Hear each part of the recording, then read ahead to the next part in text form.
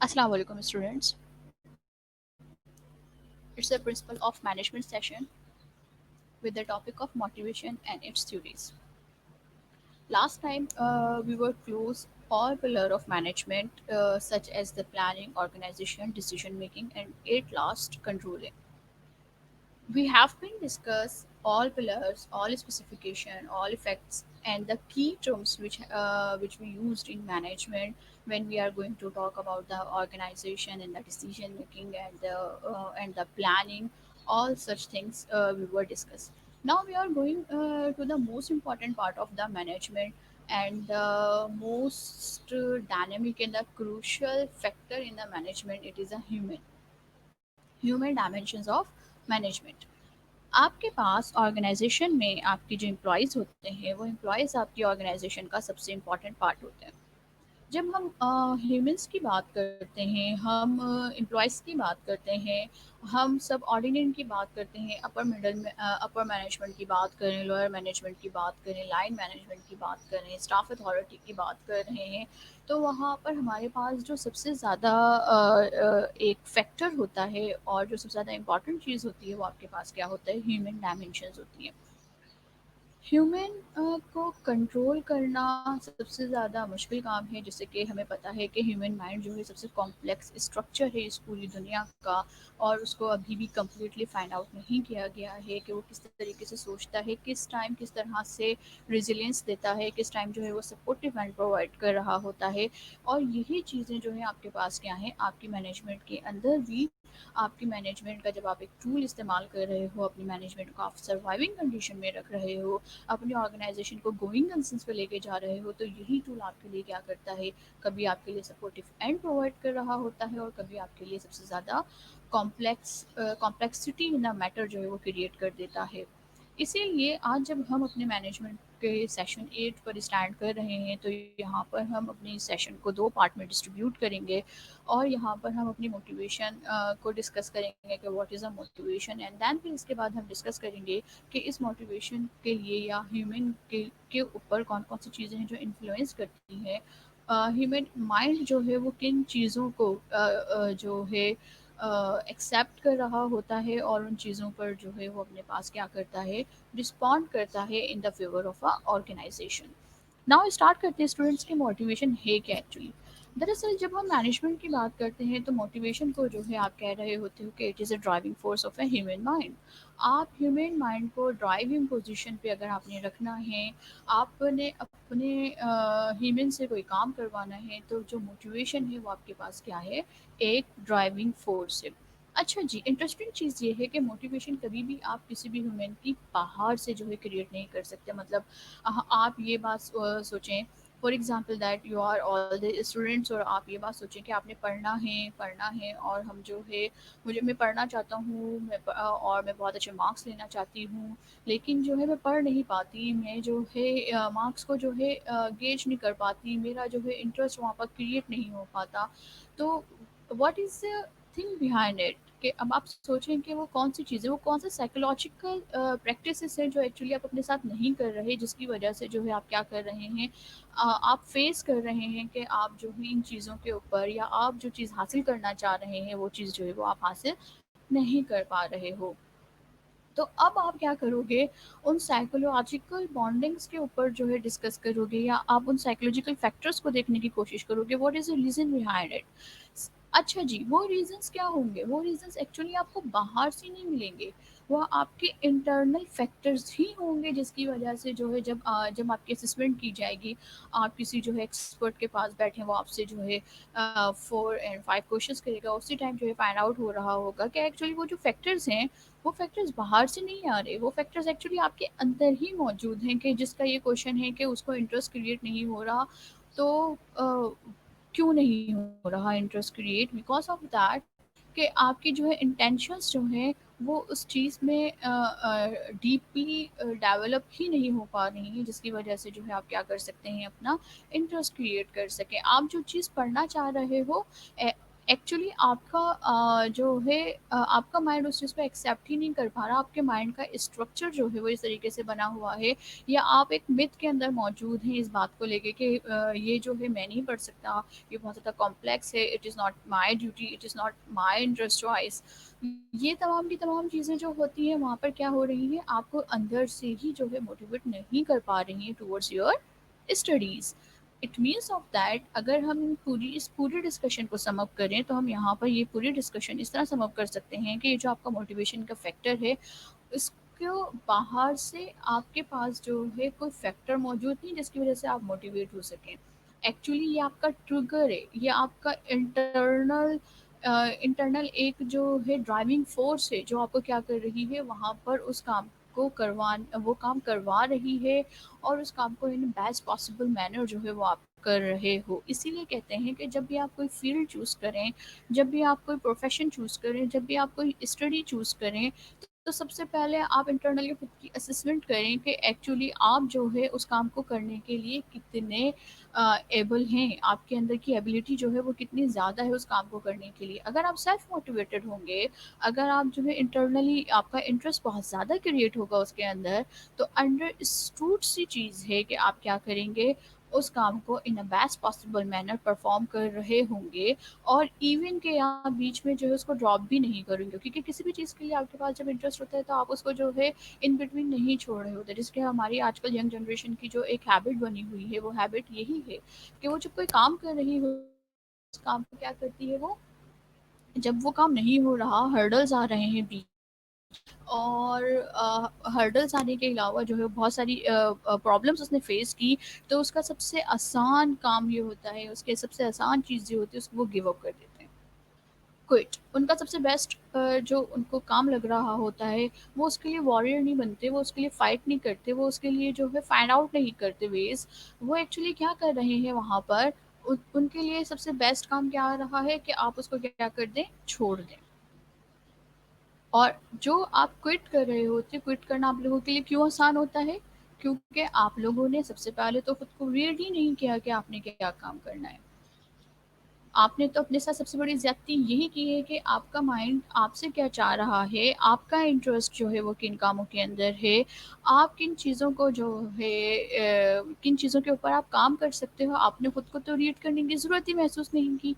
जब आपने खुद को रीड करने की ज़रूरत महसूस नहीं की, जब आपने अपने माइंड को जो है इतनी एक्सेसिबिलिटी नहीं दी कि आप उसकी चॉइसेस की रिस्पेक्ट कर सकते, तो at the end of the time वो माइंड आपके साथ क्या कर रहा है, वो आपके साथ एक गेम प्ले कर रहा है। ओके, जैसे कि मैं आपको पहले कह चुकी हूँ कि आपका माइंड जो है वो क्या है, आपका कॉम्प्लेक्स स्ट्रक्चर है। अब आप अपने माइंड को जो है आप अपने कंट्रोल में उस सेंस में कर सकते हैं जब आप उसकी चॉइसेस को जो है रीड कर सकें, आप अपने माइंड के स्ट्रक्चर को जो है वो अंडरस्टैंड कर सकें कि एक्चुअली आप काम क्या करना चाहते हैं, आपने किन चीज़ों के ऊपर फोकस करना है। यही चीज़ सेम इज़ दैट आपके पास आपके एम्प्लॉयज़ के साथ भी कंसीडर कर रही होती है। ओके, नाउ मोटिवेशन की सबसे सिंपलेस्ट डेफिनेशन जो है वो आपके पास क्या है, motivation is a driving force, that's it.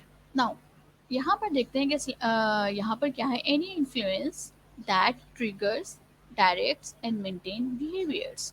कोई भी इन्फ्लुएंस जो ट्रिगर कर रहा है, डायरेक्ट कर रहा है और आपके बिहेवियर्स को मेंटेन कर रहा है, हम उसको क्या कह रहे हैं, मोटिवेशन कह रहे हैं।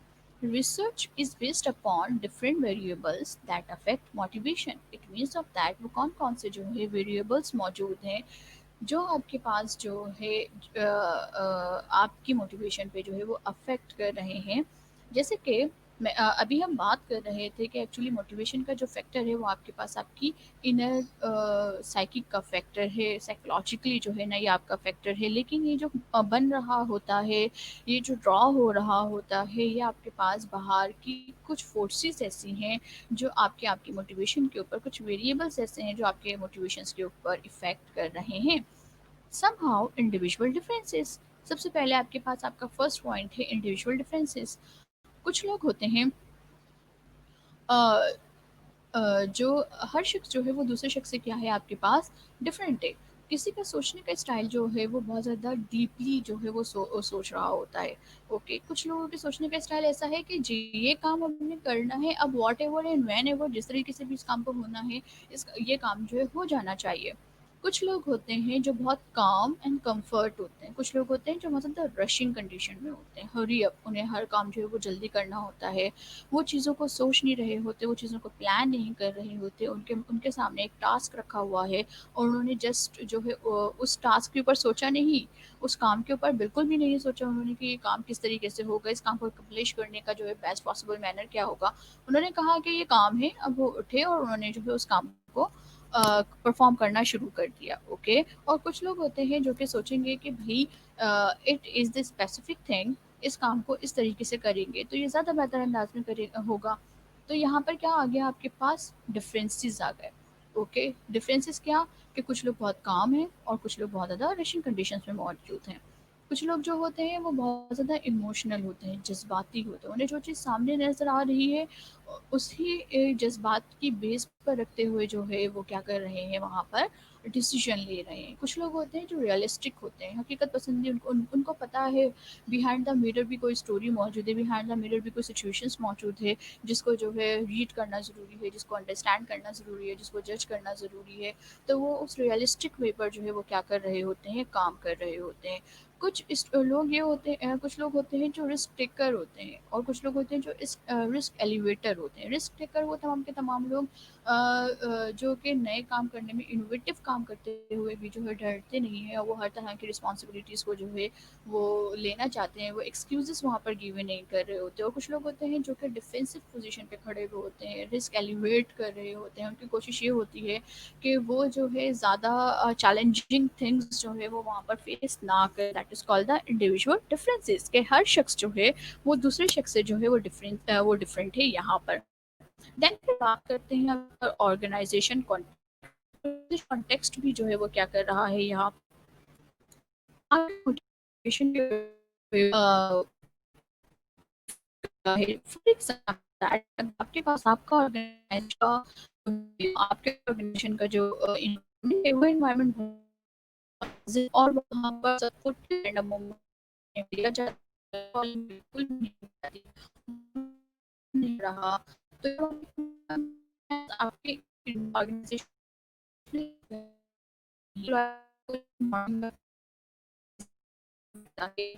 वो वहाँ कभी सपोर्टिव होता है, वो काम अपनी टीम को लीड कर जाता है, उनसे काम क्योंकि जो आपकी जो ऑर्गेनाइजेशन है क्या है बहुत ज़्यादा पॉजिटिव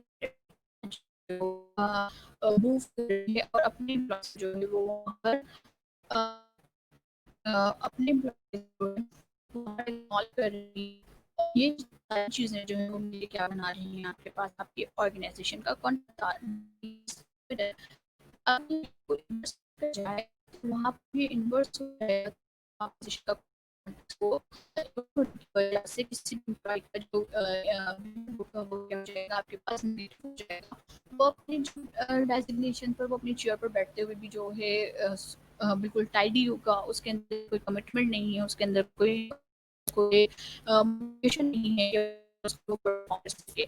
देन वो क्या पता तो बिहेवियर स्किल्स जो है क्योंकि जो भी होते हैं वो कहीं न कहीं से जो जॉब करके आ रहे होते हैं या उनका जो है कुछ ना कुछ एक्सप्रेशन होता है इस बात को लेके कि उनका पर जो है अ, मैनेजर का बिहेवियर वो लोग फेल चुके हैं। जब काम कर रहे होते हैं तो उनको जो है सिर्फ जो लैंग्वेज यूज़ करते हैं, जब स्लैंग लैंग्वेज यूज़ होना हो जाती है, उनके पास उनके बिहेवियर्स जो हैं, उनकी बॉडी लैंग्वेज जो वो बॉडी लैंग्वेज का होना शुरू हो जाए। उनका खाने का क्या आपके एम्प्लॉय एक कमिटमेंट होती है, एक काम करने का जज़्बा होता है, वो काम करने का वो वहाँ खत्म हो जाता है। नहीं करते उसको क्लियर कर दिया। फिर प्रोसेस अर्ली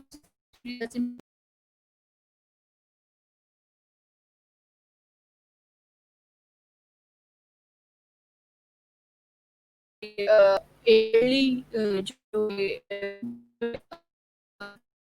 काम कर रहे हैं, ये क्यों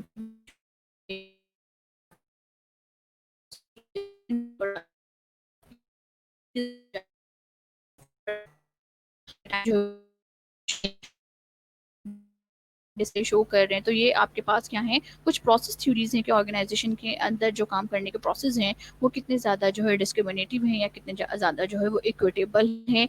तो ये भी चीज़ क्या है आपके पास आपकी मोटिवेशन के ऊपर इन्फ्लुएंस कर रही है। Now some of that slide, motivation क्या है आपके पास, ड्राइविंग फोर्स है जो आपको इंटरनली डायरेक्ट कर रही होती है टुवर्ड्स योर वर्क। देन फिर इसके बाद जो है जो मोटिवेशन होती है उनके ऊपर जो है वो चार फोर्सेस कर रही हैं। एक बजाते खुद आप, एक वो ऑर्गेनाइजेशन एनवायरनमेंट जहां आप काम कर रहे हो, एक वो person जिसके अंडर आप काम कर रहे हो, और एक आपकी ओवरऑल ऑर्गेनाइजेशन। ओके, इन सब में सबसे ज़्यादा इंपॉर्टेंट आप हैं और आपसे रिलेटेड बाकी के तीन कॉन्टेक्स्ट मौजूद हैं। नाउ ये जो मोटिवेशन आती है, जब ये अभी हम जब बात कर रहे थे प्रोसेस के अंदर, प्रोसेस थ्योरीज के अंदर, तो हमने कहा कि मोटिवेशंस जो है आपके पास आपकी ऑर्गेनाइजेशन की बहुत सारे जो फैक्टर्स होते हैं उससे के जो है वो बन रही होती है, क्योंकि ह्यूमन डायमेंशंस की बात करते हैं।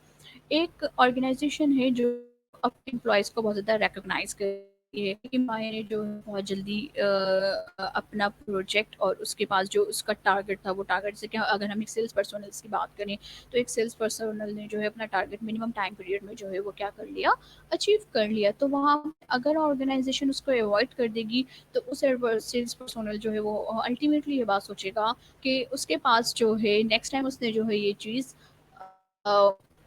ये जो है वो अचीव नहीं करना, बिकॉज ऑफ दैट को इस चीज़ से फ़र्क नहीं पड़ रहा कि मैं कितने कम टाइम में जो है वो अपने टारगेट्स जो है वो अचीव कर रहा हूँ। लेकिन एक दूसरी ऑर्गेनाइजेशन मौजूद है, वो दूसरी ऑर्गेनाइजेशन एक्चुअली क्या कर रही है, अपने एम्प्लॉयज़ को जो है वो रिकग्नाइज कर रही है और रिकग्निशन जो है उनको दे रही है कि आप एक बहुत अच्छा काम कर रहे हो, आपने अपने इन टाइम में जो है आपने अपने टारगेट को जो है वो अचीव किया है, आप जो है पंक्चुअलिटी पे जो है आप काम कर रहे हो।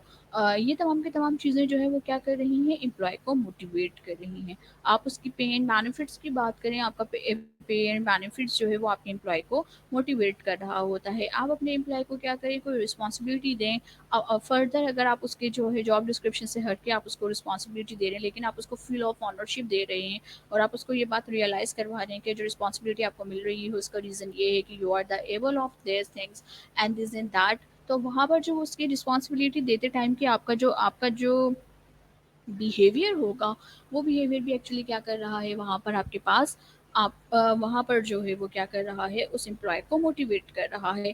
बहुत सारे मौजूद है, एडवांसमेंट्स मौजूद हैं कि आप उसको जो है उसकी ट्रेनिंग दिलवा रहे हैं, आप उसको डेवलप कर रहे हैं, आप उसको जो है रियलाइज़ करवा रहे हो कि you are the one and the important part for this organisation, that the ultimately your employ is the most motivated person for the organisation. और वही एम्प्लॉय जो सबसे ज़्यादा मोटिवेटेड एम्प्लॉय होता है, इवन के ये तो चले फैक्टर्स है ना जिनके ऊपर एक एम्प्लॉय मोटिवेट हो रहा है, कुछ आपके पास एम्प्लॉयज ऐसे होते हैं जो कि सेल्फ मोटिवेटेड होते हैं। आपके ऑर्गेनाइजेशन आपके साथ आपको रिकॉग्नाइज करे या ना करे, आपको पे एंड बेनिफिट्स ना दे, आपको रिस्पॉन्सिबिलिटीज जो है सिर्फ रिकॉर्ड दे दे, देन जो है वो एम्प्लॉय खुद आगे बढ़ के खुद कुछ नया जो है वो क्या करते हैं, एक्सपीरियंस करना चाहते हैं। वो सेल्फ मोटिवेटेड एम्प्लॉयज़ जो हैं किसी भी ऑर्गेनाइजेशन के लिए जो है उसके लिए जो है बहुत ज़्यादा इंपॉर्टेंट होते हैं और की होते हैं। और मोस्ट प्रोबेबली जो है पाकिस्तान की अगर हम ऑर्गेनाइजेशन की बात करें तो पाकिस्तान में जो है यही कहा जाता है कि सेल्फ मोटिवेटेड एम्प्लॉयज़ जो हैं वो बहुत कम मौजूद होते हैं। लेकिन समहाउ ऑर्गेनाइजेशन में आपके पास एक आध एम्प्लॉय आपको ऐसा मिल जाता है जो कि सेल्फ मोटिवेटेड होता है, तो ऑर्गेनाइजेशन को चाहिए उन एम्प्लॉयज़ को और उन एम्प्लॉयज़ को जो है वैल्यूड दें और फिर जो है उनकी सेल्फ मोटिवेशन से अपने अदर एम्प्लॉयज़ की जो है वो अदर एम्प्लॉयज़ को ट्रेन करें। ओके, नाउ जी अब हम बात करते हैं अपने पास मोटिवेशन थ्योरीज की। हमारे पास दो थ्योरीज जो है मोटिवेशन में मौजूद होती हैं, that one is the content theory and the other one is the process theory. What is the difference between a content theory and the process theory, उसको सबसे पहले हम अंडरस्टैंड करते हैं, फिर हम फ़ौरन ही आएंगे इस बात के ऊपर कि जब हम बीकॉम को हैंडल कर रहे हैं तो बीकॉम में जो है आपके पास आपके कौन कौन से टॉपिक्स जो हैं वो मोटिवेशन की एक्चुअली कौन कौन से थ्योरीज जो हैं वो ज़्यादा इंपॉर्टेंट है ना। कंटेंट थ्योरी की बात करें, कंटेंट थ्योरी में जो है उन बिहेवियर्स के ऊपर इन बिहेवियर्स को एक्सप्लेन किया जाता है, जिन बिहेवियर पे जो है आपके पास आपकी मोटिवेशन क्रिएट होती है। Explain why people have different needs at different times. आप उन बिहेवियर्स को जो है क्या कर रहे हैं, एक्सप्लेन कर रहे हैं। सिर्फ आपने क्या किया है इस टाइम, एक्सप्लेन किया। कंटेंट थ्योरीज जो है वो एक्सप्लेन करिए इस बात को कि एम्प्लॉयज़ जो है वो डिफरेंट किस तरह सोचते हैं और किस टाइम वो क्या बात सोच रहे होंगे। बस सिर्फ जो है वो क्या कर रहे हैं, कंटेंट थ्योरीज जो है इस बात को डिफरेंशिएट कर रही है। बट प्रोसेस थ्योरी क्या कर रही है, describe the process through which needs are translated into behaviour. अब यहाँ पर प्रोसेस थ्योरी क्या कर रही है, उन प्रोसेस को डिस्क्राइब कर रही है जहाँ पर ये जो नीड्स हैं वहाँ पर हमने आइडेंटिफाई की कि किस टाइम कौन सी नीड जो है हैंडल हो रही है। यहाँ पर जो है अब हम ये आइडेंटिफाई करें इस नीड की वजह से आपके एम्प्लॉय का बिहेवियर जो है वो किस तरीके का है। ओके, कंटेंट थ्योरीज एक्चुअली क्या कर रही है, डिफरेंट टाइम पीरियड पर डिफरेंट नीड्स को जो है एक्सप्लेन कर रही है। प्रोसेस थ्योरी जो है वो उस नीड कर रही है कि इस नीड की वजह से आपके एम्प्लॉय का बिहेवियर क्या है। ओके, तो यहाँ पर content theory and process theory में ये डिफरेंस मौजूद है कि जैसे कि फॉर एग्जांपल दैट एक एम्प्लॉय जो है आपके पास, ये इसको हम एग्जांपल से थोड़ा सा अंडरस्टैंड करते हैं। आपका एक एम्प्लॉय जो है वो आपके पास आपके ऑर्गेनाइजेशन में जो है वो एंटर हो रहा है। फ्रेश एम्प्लॉय मौजूद है। फ्रेश एम्प्लॉय का सबसे बड़ा मतलब अब टाइम पीरियड क्या है आपके पास, जॉब स्टार्ट की है और वो इस ऑर्गेनाइजेशन के लिए जो है वो फ्रेश है, फ्रेश एम्प्लॉय मौजूद है। ओके, वन टाइम जॉब की बात आ गई। देन उसकी नीड क्या होगी, ब्रेन स्टॉर्म करें आप लोग अपना। उसकी नीड सबसे पहले क्या होगी, उसकी नीड सबसे पहले ये होगी कि उसने उस ऑर्गेनाइजेशन में स्टे करना है। स्टेइंग उसकी सबसे बड़ी नीड है और उसकी जो है सैलरी उसकी दूसरी बड़ी नीड है। इट मीन्स ऑफ दैट हमने टाइम के रहते हुए उसकी नीड को क्या कर दिया, रिकग्नाइज कर दिया कि भाई एट दैट टाइम पीरियड उसकी नीड जो है वो ये है। अब आ जाते हैं हम आपके पास अपनी प्रोसेस थ्योरी की तरफ। अब यहाँ पर क्या हुआ, एम्प्लॉय न्यूली एंटर हुआ, उसके पास जो है सैलरी जो है उसका मौजूद है। अब उस सैलरीज को लेने के लिए उसका बिहेवियर क्या होगा, वो कमिटेड होकर अपनी जॉब कर रहा होगा। और ये तो एक आपके पास जनरल ऑब्जर्वेशन है कि आपका हर एम्प्लॉयज़ जो होता है वो क्या हो रहा होता है, at the start of the age committed होता है अपनी जॉब के साथ। वो अपनी फुल ऑफ इंगेजमेंट के साथ जो है वो क्या कर रहा है, काम कर रहा है। अब प्रोसेस थ्योरी क्या कर रही है, इस बिहेवियर को ट्रांसलेट कर रही है। ओके, तो कंटेंट थ्योरी आपके पास आपकी नीड रिकॉग्नाइज कर रही है और प्रोसेस थ्योरी आपके पास आप उसके बिहेवियर्स को ट्रांसलेट कर रही है। तो ये आपके पास प्रोसेस थ्योरी मौजूद है।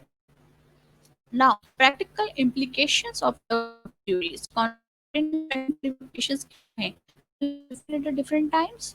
Okay, that is the common point. हर एक शख्स की जो है टाइम के ऊपर जो वो डिफरेंट नीड होती है। जैसे कि अगर आप बच्चे की नीड बोलिए तो उसकी दो ही नीड है, एक उसने खाना है और एक उसका दूसरा सोना है। देन फिर जब वो जो है अपब्रिंगिंग पर है, अपनी चाइल्डहुड से निकल के जो है क्रॉलिंग्स के टाइम पीरियड से निकलने के बाद जो है वो जस्ट 5 and 6 एज पर है, उसकी नीड्स जो है वो डिफरेंट हो जाती हैं। उसको सोसाइटी को अंडरस्टैंड करना है, उसने सोसाइटी को अंडरस्टैंड करने के बाद जो है उसने इस तरीके के साथ जो है अपनी ज़िंदगी को जो है गुजारना है। तो वहाँ पर उसकी नीड अब क्या होगी, इस नीड को फुलफिल करने के लिए उसको कुछ ना कुछ प्रोसेसिंग से गुजरना पड़ेगा। अब देन फिर जब वो एडल्ट हुआ, देन फिर जब वो जो है मैच्योर हुआ, फाइनली जब वो जो है वो अपनी लाइफ के लास्ट स्टेज में मौजूद है, तो वहाँ पर अपनी हर नीड को हर टाइम पीरियड के साथ वो अपनी नीड को क्या कर रहा है, अलाइन करने की कोशिश कर रहा है। Now offer employees to choice of rewards or flexible reward systems. आप अपनी इस नीड को जो है, जब हम प्रैक्टिकल इम्प्लीकेशंस में इन ऑर्गेनाइजेशन बात कर रहे हैं तो वहाँ पर हम रिवॉर्ड सिस्टम की बात कर रहे हैं। अब आप अपने एम्प्लॉयज़ को जो है, जब आपके पास आपका फ्रेश एम्प्लॉय है तो उसका रिवॉर्ड सिस्टम कुछ और होगा। दैन जब वो जो है आपके पास मोनियर एक्सपीरियंस के साथ मौजूद है, उसका उसकी वर्क एंगेजमेंट बहुत ज़्यादा अच्छी है, वो जो है क्विक लर्नर मौजूद है, वो आपकी ऑर्गेनाइजेशन को एक्चुअली क्या कर रहा है, आपके एम्प्लॉय को, आपके ऑर्गेनाइजेशन को वो एक्चुअली जो है वो क्या कर रहा है कि बहुत ज़्यादा फैसिलिटेट कर रहा है। और उसकी वजह से आपकी एम्प्लॉय जो आपकी ऑर्गेनाइजेशन जो है वो इफेक्टिवली वर्किंग कर रही है। तो वहाँ पर आपको क्या करना पड़ेगा, उसका रिवॉर्ड सिस्टम चेंज करना पड़ेगा। Do not rely too heavily on the financial rewards. Rewards जो सिर्फ फाइनेंस मॉनेटरी बेसिस पर नहीं होते, आपको नॉन मॉनेटरी बेसिस पर भी जो है वो वहाँ पे क्या करना पड़ता है, अपने रिवॉर्ड्स को डिफरेंशिएट करना पड़ता है। उसका रीज़न ये होता है कि मॉनेटरी बेसिस पर जो है आपका रिवॉर्ड समहाउ किसी न किसी तरीके से जो है वर्क करेगा, लोग सेटिस्फाइड भी होंगे, लेकिन आपके पास अमूमन रिसर्चर जिस बात पे बात कर रहे होते हैं और जो आपके पास आपके स्पेशलिस्ट है, मोटिवेशन स्पेशलिस्ट जितनी मौजूद है, वो इस बात पे बात करते हैं कि जितना लास्टिंग जो इन्फ्लुएंस होता है वो नॉन मॉनेटरी रिवॉर्ड का होता है, इतना लास्टिंग इन्फ्लुएंस जो है वो आपके पास आपके मॉनेटरी रिवॉर्ड्स का नहीं होता। इन दोनों के दरमियान आपको क्या करना है, बैलेंस रखना है। नाउ वन बाय वन करके ज़रा हम जो है कंटेंट यूज ऑफ मोटिवेशन समझते हैं और अभी एग्जामिनेशन पॉइंट ऑफ व्यू के हवाले से बात करते हैं स्टूडेंट्स। सबसे पहले Maslow needs of hierarchy. Maslow needs जो 5 पिरामिड नीड्स जिसको आप आराम से जानते हैं, सबसे पहले आपके पास जो आती है वो आपके पास आती है Maslow needs theory of need पे हम बात करते हैं कि एक इंसान की जो है वो नीड जो है वो कौन सी होती है। थ्योरिकल जो आपके पास आपकी नीड्स होती हैं, थ्योरेटिकली जो है आपको नीड्स को जो है मैस्लो ने क्या किया था, एक हियरार्की के ज़रिए जो है वो वहाँ पर एक्सप्लेन किया था कि इंसान जो होता है वो अपने पास जो है वो 5 जो है नीड्स का एक मिक्सचर होता है, 5 ज़रूरतें उसके अंदर मौजूद होती हैं और मतलब इतनी बेतहाशा जो आपके पास ज़रूरतें मौजूद हैं, नीड्स मौजूद हैं, उन नीड को क्या कर रहे हैं आप, मैस्लो ने क्या किया, इन 4-5 इस नीड को जो है वो इन पाँचों में जाकर कंक्लूड कर दिया, उसने समराइज़ कर लिया कि सबसे पहले इंसान जो है साइकोलॉजिकली उसको नीड की ज़रूरत होती है। मतलब जैसे कि रोटी, कपड़ा एंड मकान, food, shelter and house. Food, cloth and shelter की बात करें यहाँ पे, that is the psychological need के आपके पास एक इंसान जो सबसे पहले उसकी नीड की ज़रूरत होती है, एक एम्प्लॉय को जब से पहले सबसे पहले नीड की ज़रूरत है वो आपके पास क्या है, उसको ये तीनों चीज़ें जो है वो प्रोवाइड हो जाएँ। देन फिर एक ह्यूमन जो होता है उसको सेफ्टी नीड की ज़रूरत होती है, उसको साफ मिले वो वहाँ पर जो है उसको सिक्योरिटी की नीड की जो है वो ज़रूरत पड़ रही है। दैन बिलोंगनेस होती है, एफिलिएशन क्रिएट होती है आपके पास जो है, क्योंकि हम जो है सोशल एनिमल मौजूद हैं, तो हमारे पास हमारे सिबलिंग्स होने चाहिए, हमारे पेरेंट्स होने चाहिए और इवन के हमारे फ्रेंड्स होने चाहिए, हमारे कलीग्स होने चाहिए, जहाँ पर क्या है आपके पास बिलोंगनेस आती है, एफिलिएशन क्रिएट होती है। फिर उसके बाद मैस्लो ने बात करी स्टीम की। Esteem it means of that respectfulness. आपके पास जो है आप जहाँ पर मौजूद है वहाँ पर जो है आपके पास आपके ह्यूमन को जो है वो रिस्पेक्ट मिले, रिस्पेक्टफुलनेस हो, वो जहाँ पर काम कर रहा है वहाँ पर उसको ह्यूमिलिएट ना किया जाए, वो जहाँ पर काम कर रहा है वहाँ पर उसको जो है वो रिस्पेक्ट दी जाए। सेम इज़ दैट वो जिस जगह पर मौजूद है वहाँ पर उसको जो है इस स्टीम की ज़रूरत होती है, मतलब फेम की ज़रूरत होती है, फेमस हो, लोग पहचानें उसे, उसको रिस्पेक्ट दें और उसको जो है रिकग्नाइज्ड करें, तो वो वहाँ पर जो चीज़ होती है वो आपके पास स्टीम होती है। और सबसे लास्ट पार्ट सेल्फ एक्चुअलाइजेशन का पार्ट होता है, जिसपे मैस्लो खुद इस बात के जो है वो आर्ग्यू करते हैं। इस बात के ऊपर मैस्लो ने आर्ग्यू किया है कि सेल्फ एक्चुअलाइजेशन पूरी दुनिया में जस्ट 2 से 3% होते हैं जो कि सेल्फ एक्चुअलाइजेशन के ऊपर पहुंच जाते हैं। सेल्फ एक्चुअलाइजेशन का मतलब सिंपल है क्या, पहले हम इसको तो समझें कि सेल्फ एक्चुअलाइजेशन हम बोल किसको रहे हैं। वहाँ पर ह्यूमन को ना तो साइकोलॉजी की ज़रूरत है, ना साइकोलॉजिकल नीड की ज़रूरत है, ना बिलोंगिंग की ज़रूरत है, ना स्टीम की ज़रूरत है, ना सिक्योरिटी की ज़रूरत है। एक्चुअली जो है उसने जो चीज़ उसको सेल्फ एक्चुअलाइजेशन, अब वो हर चीज़ से मुबर्रा हो चुका है, उसकी कोई नीड मौजूद नहीं है, वो बस ज़िंदगी में काम कर रहा है और ख़ुद को वॉलंटियर कर रहा है, सर्व कर रहा है। जैसे कि हम यहाँ पर इसको आसानी से समझने की कोशिश करें तो ईदी साहब is the self on the self actualisation need.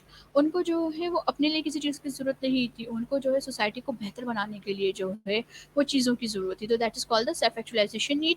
वहाँ पर अब उनको अपने लिए काम करने की ज़रूरत नहीं है, अपने लिए जो है किसी चीज़ को हासिल करने की ज़रूरत नहीं है। अब उनकी जो नीड है वो क्या है, दूसरे लोगों के साथ जो है वो इंगेज हो चुकी है, वहाँ पर जो है वो अपने लिए काम नहीं कर रहे।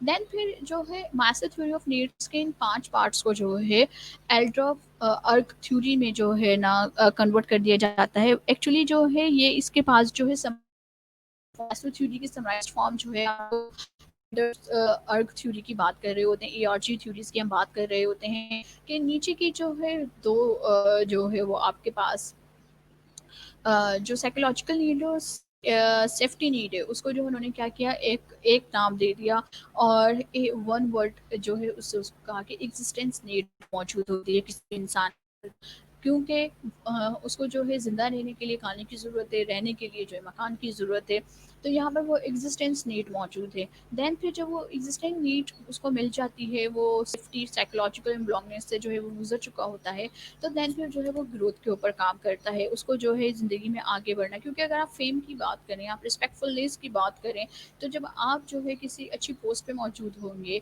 आपके पास जो है एक अच्छी डिग्री मौजूद होगी, एजुकेशन वाइज एक अच्छी डिग्री मौजूद है आपके पास, आप सोसाइटी में जो है एक मकाम रखते हैं, तो वहाँ पर आपने क्या किया, ग्रोथ की।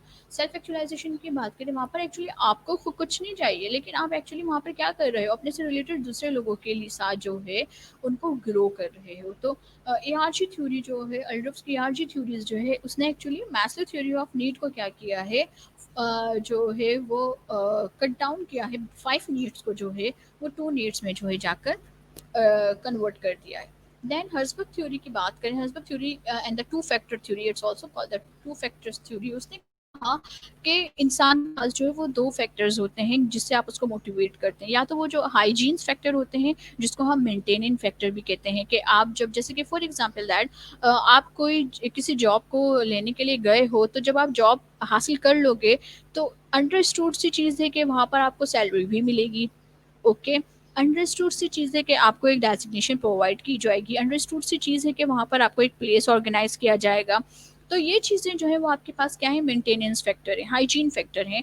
अगर आप एक काम कर रहे होते हो, तो हर चीज़ जो है उसके साथ अटैच होती है। जो वो चीज़ें जो आपको अल्टीमेटली इस काम को करने के साथ मिलेंगी मिलेंगी, वो आपके पास क्या कहलाते हैं, हाइजीन फैक्टर्स कहलाते हैं। और दूसरे आपके पास क्या कहलाते हैं, मोटिवेटर फैक्टर्स कहलाते हैं। आप उस बंदे को, अगर आपने किसी दूसरे प्रोजेक्ट के लिए जो है काम करवाना है, तो आपको उसको क्या करना पड़ेगा, या तो आप उसको अलाउंसेस दोगे, या आप उसको क्या कर रहे होगे, फर्दर किसी दूसरी चीज़ के लिए मोटिवेट कर रहे होगे। तो यहाँ पर क्या बन जाएगी आपके पास, it is called two factors theory, Herzberg theories. फिर इसके बाद हम बात कर लेते हैं मैकलेंडर्स लर्न नीड्स थ्योरी की। लर्न नीड्स कहती है कि आप काम करते हो सबसे पहले अचीवमेंट्स एफिलेशंस के ऊपर। फिर जब आप एफिलेशंस एंड बिलोंगिंग क्रिएट कर लेते हो, तो आप पावर पे बात कर रहे होते हो, आप पावर सीख रहे होते हो कि आप पावर किस तरीके से एक्वायर्ड करोगे और उस पावर को किस तरीके से होल्ड करोगे। और फिर उसके बाद आप बात करते हो नीड फॉर अचीवमेंट्स के ऊपर। फिर आप उस पावर के ऊपर जो है आप क्या करते हो, उस पावर की बेस के ऊपर आप अचीवमेंट हासिल करना शुरू कर रहे होते हो। तो that is the content theories of motivation. अब हम एग्जाम पॉइंट ऑफ व्यू से अगर हम बात करें, तो एग्जाम पॉइंट ऑफ व्यू में हम यहाँ पर इस अकॉर्डिंग टू दिस फिगर दो जो है आपके पास थ्योरीज है जो मोस्ट इंपॉर्टेंट है इन द कॉमर्स स्टूडेंट। जो ग्रेजुएट के स्टूडेंट होते हैं, वो ग्रेजुएट के स्टूडेंट्स जो है उनके लिए 2 थ्योरी सबसे ज़्यादा इंपॉर्टेंट होती है। एक है आपके पास theory of need, Maslow hierarchy जिसको आप कह रहे हो कि Maslow hierarchy theory of need. और दूसरी आपके पास है हर्ट्जबर्ग थ्योरीज, मेटेंगर हर्ट्जबर्ग थ्योरीज जो है टू फैक्टर थ्योरीज जिसको आप कहते हो। ये दोनों थ्योरीज जो है वो आपके पास क्या हैं, इंपॉर्टेंट है यहाँ पर, कि मैस्लो थ्योरी एंड मेटेंबर्ग थ्योरी, हर्ट्जबर्ग थ्योरी जो है टू फैक्टर थ्योरी जो है वो एग्जामिनेशन पॉइंट ऑफ व्यू से आपके लिए इंपॉर्टेंट है। एंड थर्ड थ्योरी जो है हम आज के अपने सेशन के लास्ट में पढ़ रहे होंगे, and that is the theory X and theory Y. वो भी जो है आपके पास कंटेंट थ्योरी में शुमार नहीं होती, वो जो है आपके पास प्रोसेस थ्योरी में शुमार होती है। लेकिन हम उसको जो है अपने एग्जामिनेशन पॉइंट ऑफ व्यू से जो है ज़रूर लर्न करेंगे, क्योंकि आज का ये जो सेशन है ये आपके पास motivation examination point of view के हवाले से सबसे ज़्यादा इंपॉर्टेंट सेशन है। चलें जी, Maslow theory of need hierarchy की बात करते हैं। मैस्लो थ्योरी कहता है कि हर इंडिविजुअल्स जो होता है वो सेम जो उनके बिहेवियर्स होते हैं वो ड्राइव होते हैं उनके डेफिशिएंसी से, जो है ना आप क्या करते हो, उनके बिहेवियर्स को ड्राइव कर रहे होते हो। ईच इंडिविजुअल हैज़ नीड्स और feelings of deficiency that drive their behaviour. जो उनके बिहेवियर्स को ड्राइव कर रहे हैं, once a need is satisfied then it is no longer motivating. अगर एक दफ़ा उसकी ये नीड पूरी हो जाए, तो वो किसी दूसरी वो फिर जो है ज़्यादा मोटिवेट नहीं हो सकता। मतलब उसकी नीड, फूड की नीड पूरी हो जाए, साइकोलॉजिकल नीड उसकी पूरी हो जाए, या एफिलेशन नीड उसकी पूरी हो जाए, तो ये ज़रूरी नहीं है आप दफ़ा उसको इसी तरह की नीड से जो है वो मोटिवेट करेंगे। ठीक है, तो जैसे कि यहाँ पे मेरे जो मॉडरेटर हैं वो बड़ी मज़े की एग्जांपल देते हैं। वो ये देते हैं कि अगर एक इनोसेंट पर्सन मौजूद है, और उसको और उससे कहा कि आप एक कत्ल करेंगे, तो जब वो किसी को मर्डर के बाद जो उसको वो पैसे उसको मिल जाएँगे, लेट्स सपोज़ दैट, तो जब वो अपना सेकंड मर्डर के लिए जाएगा, तो सेकंड मर्डर के टाइम पे जो है वो अमाउंट उसको जो है ज़रूरत नहीं पड़ेगी। उसकी जो नीड फंड की वो चेंज हो जाएगी।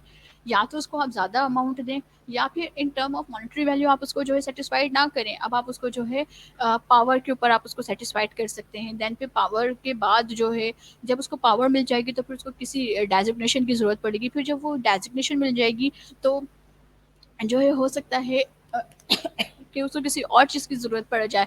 तो हर दफ़ा क्या हो रहा है, वो जो एक इनोसेंट पर्सन था जो मर्डरर बना, वो मर्डरर बनने के बाद जो है वो किसी गैंग का जो है वो डॉन भी बन सकता है। वो मतलब अब उसकी चॉइसेस क्या होंगी, मर्डर से जो है वो मूव होना शुरू होगा और फाइनली जो है वो एक गैंग की सूरत पे जाकर वो वहाँ पर जो वो मोटिवेट होना स्टार्ट होगा। तो हर शख्स जो हो, वो एक दफ़ा आपने अगर उसको एक नीड से सेटिस्फाइड कर दिया, तो इट इज़ नॉट दैट कि नेक्स्ट टाइम जो है वो उसी नीड से जो है वो मोटिवेट हो जाए। उसको आपको क्या करना पड़ेगा, अपनी उसको मोटिवेट करने के लिए आपको हर दफ़ा कोई न्यू ट्रिक इस्तेमाल करनी पड़ेगी। Need are in the hierarchy that in the individual move up as the satisfy level of needs.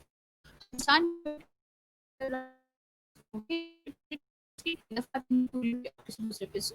फिर वो नीड पूरी हुई, आप किसी तीसरे पे स्विच कर जाते हो। तो that is the Maslow theory of hierarchy, कि हर शख्स जो है वो क्या कर रहा है, इन चीज़ों के ऊपर अपने आप को मूव कर रहा है। जैसे कि यहाँ पर आपको जो है ये पिक्चर नज़र आ रही है, ये पिरामिड नज़र आ रहा है आपको, कि साइकोलॉजिकल से आप फिर जो है मूव कर जाते हो, या आपको साइड पे जो है एक पिक्टोरियल भी नज़र आ रहा है कि वो जो है पर ही चला जा रहा है। साइकोलॉजिकल, आपके पास पहली नीड पूरी हुई, देन फिर आप सिक्योरिटी नीड की तरफ आ जाते हैं, फिर आप बिलोंगिंग्स की तरफ आते हैं, होते हैं।